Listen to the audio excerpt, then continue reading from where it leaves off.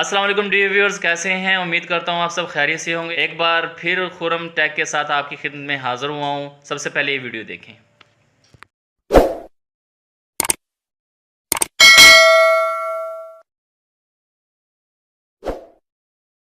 सुन्नत की बारगाह में मेरा एक सवाल है कि एक इस्लामी भाई हज करके तशरीफ लाए और वो कुछ खजूरें लेकर आए, तो उनमें से एक खजूर खाने के लिए जब मैंने खोली तो उसमें से एक कीड़ा निकला।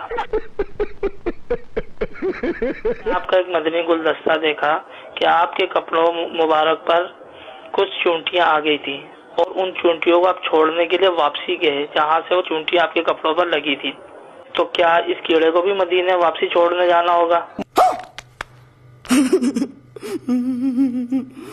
जब तक जाएंगे उस वक्त तक इनको पालेंगे कैसे, परवरिश कैसे होगी, और इनकी उम्र कितनी? इस तरह की मखलूक की उम्र ज्यादा आमतौर पर नहीं होती। 2-2, 4-4 दिन में भी ये वफात पा जाते हैं। अगर मैंने ऐसा किया भी है तो कोई ऐसा करना शरअन वाजिब तो नहीं होता ना, कि वो चींटी जहाँ से आई थी वहाँ छोड़ने जाए। वो दुश्वारी तो है ना इसमें। तो बात औकात ऐसा हो जाता है, मौका तो आप डाल देता हूँ। वो आपने इस बिना पे क्या था कि ये चूंटी जो अपने कबीले से जुदा ना हो, यानी अपने कबीले के साथ ही रहे। सुभान अल्लाह। हाँ, वो कबीले से जुदा ना हो। और ये कीड़ा जो है, इनके कबीले का कोई ताल्लुक नहीं होता। इनकी कुल कायनात ये खजूर में पैदा हुआ, तो खजूर में ये मौज करे। अब खजूर से निकाल दिया तो मदीने छोड़ने जाएंगे भी, तो मदीने में ये खाएंगे किस तरह? यही तो जुर्म है ना मेरा, यही तो जुर्म है ना मेरा। कहाँ इनको रखेंगे? बहरहाल मोहब्बत की बात है, दीवानगी की बात है। मरहबा। जी तो नाज़रीन, आपने वीडियो मुलाहजा फरमाई। आपने वीडियो में देखा है कि किस तरह एक मदनी भाई सऊदी अरब से हज करके आया, वहाँ से उसने कुछ खजूरें ली और जब वो खजूरें घर लेकर आया, उसने खजूरें खाई तो उसमें से एक कीड़ा निकल आया। तो अब वो मौलाना इलियास कादरी साहब से ये पूछना चाह रहा है, असल में मदनी भाई पूछना ये चाह रहा है कि जो कीड़ा खजूर से निकला है, क्या इसे दोबारा सऊदी अरब छोड़ाया जाए? तो यहाँ पर मौलाना इलियास कादरी साहब ने कोई ऐसा पॉजिटिव रिस्पॉन्स नहीं दिया। तो इससे प्रूव ये होता है कि सारा कसूर मौलाना इलियास कादरी साहब का भी नहीं है। यहाँ पर यहाँ की जो अवाम है ना, जो मुरीदैन है ना, वो अपनी तरफ से मन गढ़ंत कहानियाँ बनाते हैं। यहाँ पर जो मुरीदैन अपनी तरफ से कहानियाँ बना कर फ्रंट पर लेकर आते हैं ना, उससे जो है ना जितने भी शेख इस्लाम है उनका नाम बदनाम हो रहा है। तो यहाँ पर मैं बिल्कुल मौलाना इलियास कादरी साहब की इस वीडियो पर बिल्कुल पॉजिटिव रिएक्शन दे रहा हूँ कि उन्होंने आगे से कोई रिस्पॉन्स नहीं किया। उन्होंने ऐसा बिल्कुल भी नहीं कहा कि आप इस कीड़े को ले जाकर दोबारा वहाँ छोड़ आएँ, ठीक है ना। और तो मेरे ख्याल से उसे यहाँ पर खजूर के बारे में या उससे निकलने वाले कीड़े के बारे में सवाल नहीं करना चाहिए था।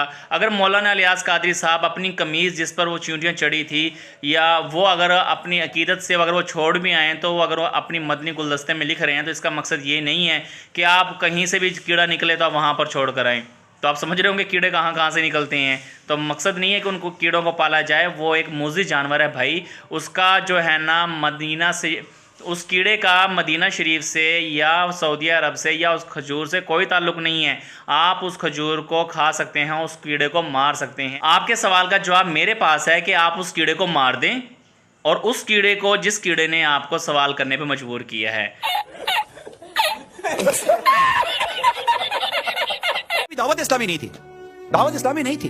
बाबा नूर मस्जिद में इमामत करते थे। पुराने इस्लामी भाई शायद उनको याद होगा, नूर मस्जिद में इमामत करते थे। उन दिनों बाबुल मदीना में आंखों की तकलीफ शुरू हुई थी, ठीक ठाक तकलीफ, और कौन तकलीफ में थी, तकलीफ भी ठीक ठाक थी। अब इसमें क्या हुआ कि अल्लाह ताला की रहमत से बापा जब वो किसी की आंख में दम करते थे, उसकी आंखें ठीक हो जाती थी। अभी दावत इस्लामी नहीं थी, और एक शोर मच गया कि फला जगह पर एक शख्स है, ये आंख में दम करता है, जो भी बीमारी चली है उसकी आंखें सही हो जाती हैं।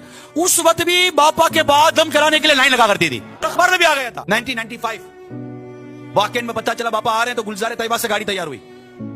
उसमें मादर जात यानी पैदाइशी नाबीना बापा के, तो इसलिए मैंने कहा बापा बेचारे देख नहीं सकते हैं, आपकी मोहब्बत में आए, ये आप दम कर दें। उन्होंने भी बयान दिया कि अमीर अहले सुन्नत ने दम भी किया, आंखों पर उंगलियां फेरी, और जब टॉर्च लगाई तो उसकी आंखें रोशन हो गई। तो नाज़रीन, जहाँ तक दम की बात है ना, दम से आराम आता है, ये हमारा ईमान और अकीदा भी है, क्योंकि अल्लाह ताला की जितनी भी कुरानी आयात हैं उनको अगर पढ़कर जो है ना किसी चीज़ पर दम कर लिया जाए तो उस बीमारी से आराम ज़रूर मिलता है। यहाँ पर मैं इमरान भाई की इस बात से एग्री नहीं करूँगा कि एक नाबीना शख्स जो आंखों से अंधा है तो वो किस तरीके से उसकी आंखों की रोशनाई आ गई। जो बात है ना मानने वाली, ये गलत है। ठीक है, पीछे वाली बात पे मुझे कोई ऑब्जेक्शन नहीं है। दम करने से वाकई आराम आता है, बल्कि एक तस्बीह भी है, अगर आप 100 मरतबा या बसीरो की तस्बीह करते हैं तो आपकी आंखें ठीक भी हो सकती हैं और उनका जो है ना जो आंखों में दर्द है या आंखों में धुंधलाहट है ये कम दिखाई देता है। तो वो आहिस्ता आहिस्ता उस तस्बीह के पढ़ने से आप जो है ना अपनी निगाह को दुरुस्त कर सकते हैं। ठीक है, लेकिन एक शख्स नाबीना है, पैदाइशी नाबीना है, अल्लाह ताला ने उसके अंदर आँख का निज़ाम रखा ही नहीं है, तो वो किस तरीके से देख सकता है, वो किस तरह से ठीक हो सकता है। यहाँ पर साइंस उसको ठीक नहीं कर सकती, यहाँ पर कोई भी डॉक्टर उसे ठीक नहीं कर सकता। बाबा जी ने दम किया और उसकी आंखों की रोशनाई आ गई और उसको दिखने लग गया, तो ये सरासर गलत है, झूठ है। क्योंकि सिर्फ अल्लाह ताला ने हज़रत ईसा अलैहिस्सलाम को ये नूरानियत बख्शी थी, अल्लाह ताला ने हज़रत ईसा अलैहिस्सलाम को ये तमाम रूहानियत बख्शी थी कि आप अल्लाह के हुक्म से नाबीनों को, जो नाबीना थे उनको नजर आना शुरू हो जाता था, जो बहरे थे वो सुनने लग जाते थे, जो मुर्दा थे वो जिंदा हो जाते थे। ये सिर्फ मौज़ात अल्लाह ताला ने हज़रत ईसा अलैहिस्सलाम को अता फरमाए थे।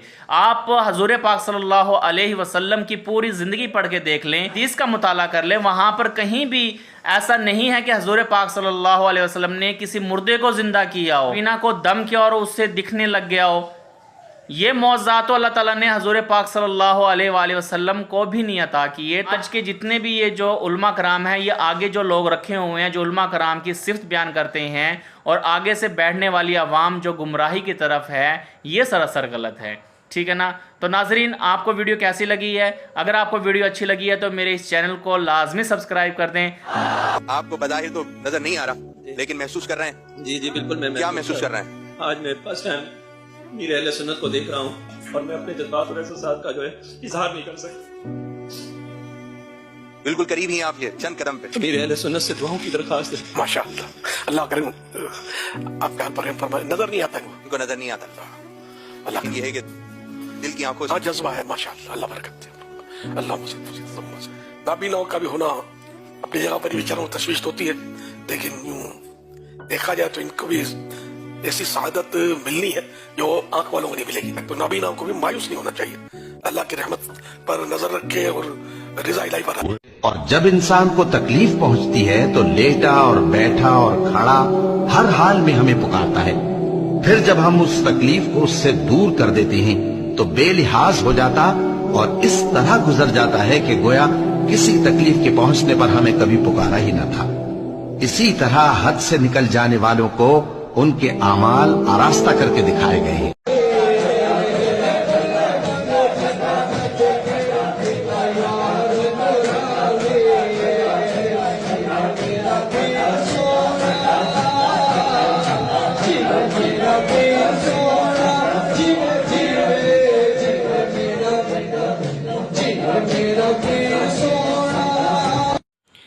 इन लोगों की वजह से हमारे दिन का मजाक बना हुआ है। ये लोग क्यों नहीं अपने आप को दुरुस्त करते? ये क्यों नहीं अल्लाह की तौहीद को बयान करते? ये क्यों नहीं नबी करीम सल्लल्लाहु अलैहि वसल्लम की सीरत पर चलने के लोगों को तबलीग करते? आप डांस कर रहे हो, आप रक्स कर रहे हो, आप अपने जिस्म को मूवमेंट दे रहे हो, ये सरासर गलत है।